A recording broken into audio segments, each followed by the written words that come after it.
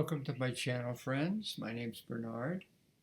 Today's violin lesson will be on the Mendelssohn Violin Concerto First Movement, the Part 5, starting in measure 238 into 239 and down to where the cadenza starts. This is a difficult section to teach because the first, I guess from down to 163 or so, just very, very melodic, moving eighth note lines. And when I was young, this was very, very difficult for me for intonation. And so I've been thinking, well, how can I help students to access this music more easily? And what I've done is I look at the fingerings that I use, and it's not universal, but quite a lot I'm using very, very much shifting in position. I'll demonstrate some of these. And it doesn't always match up with what's in the music. So to start this section, which has the mark tranquillo, it just had this agitato feeling with, that we just talked about on the previous video. And now suddenly we get this tranquillo. It still has to stay basically at the 92 tempo. I find that starting down bow gives me the right mood. If I start up bow, then I have to worry about accenting the downbeat of 239. And if I start, then it has a beautiful start. So I suggest start down. So we're going to come immediately from here to second position, stay there, and then come to first position. So that helps the intonation right away. You've got to remember to bring up the E sharp to the first finger. You're still in first position, but it's a different feeling. And then to the fourth finger. So we're down in good shape at this point when we've traveled through second position to first position. Okay, now we're come right back to second position. There's some other fingerings you'll see in music, and they just never work for me. And then clean back to first position in bar 242. So in 241, second half of 241, second position, and then the second half of 242, first position. So we're in first position. Come down here. Back into a low first or half, I guess you could say, to the D natural, third finger. Back to the A sharp and then half position. Up again to first. Back to half. So that works really comfortably for my intonation. And I'm staying in half all through these bars. This is bar 40 to 46. Now here's the secret. Going into 247, second position, and then back to first. So half position, second, first. See, all this first position works very easily. Third, extend back for the G sharp, back to first, second. Third, and then you make that shift to fifth position. Now, so the fingerings, I hope, will help you a lot. They're very, very simple, shifting from first to second half, whatever. Now, the bowings, at some point, yes, at 248, I start making some changes.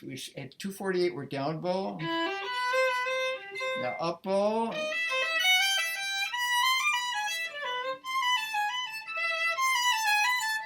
Throw an extra, let that bow be separate there. So at 253, we're starting down.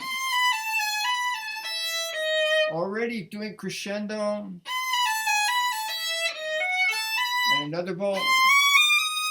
So you have a little extra bow for that crescendo. Makes a really nice effect.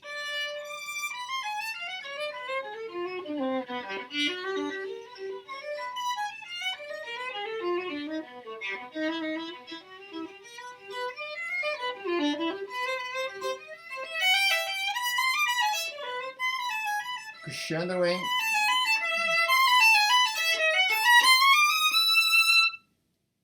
All right, so now we're moving forward at 257.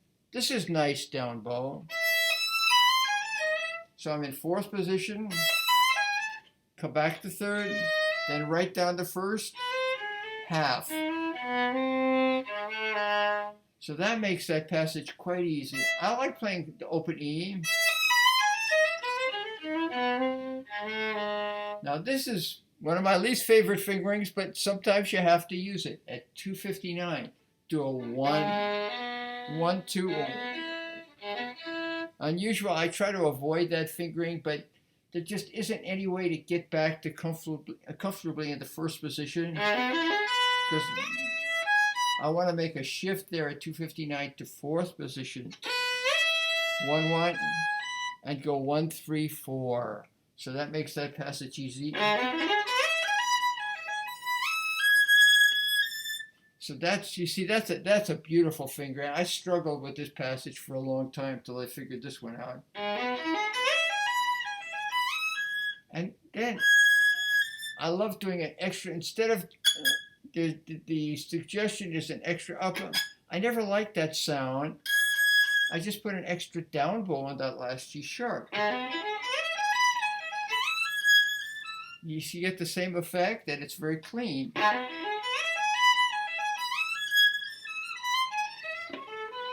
So, coming down is a little tricky.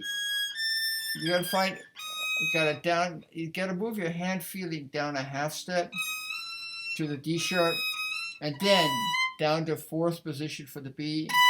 Stay there, and then back down to third position. I found that the fingering works well though, so the key is to always think about that D sharp, high D sharp half step. And now here we are again. So we're up on one bow here, diminuendo.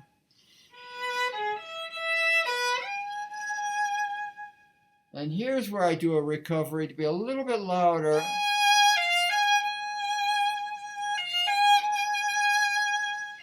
Diminuendo and a little extra espressivo.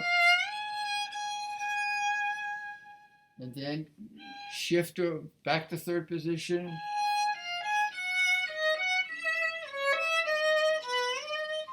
Now this is a place where I do extra slides for more expression, because that C natural is a very, very poignant note.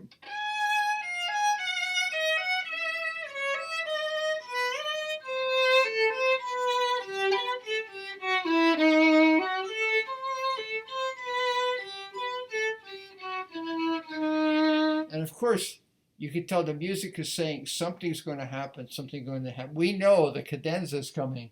But this is just a wonderful, wonderful phrase from Mendelssohn.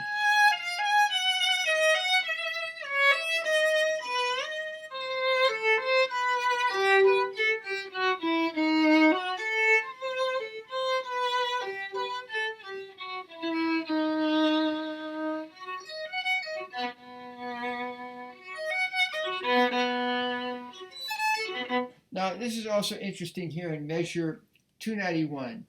We've got this D sharp. Now we're going to play this little arpeggio figure. The key is get the fifth on the B and the F sharp down. So as I'm playing that F sharp, I already am covering the B natural. That one. Then makes it very easy. If you're trying to manipulate your first finger to get that B natural, you might miss it. So put it down right away when you have this.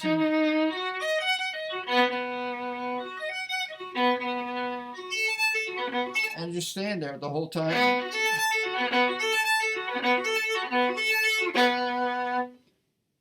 So I hope this is helpful to you.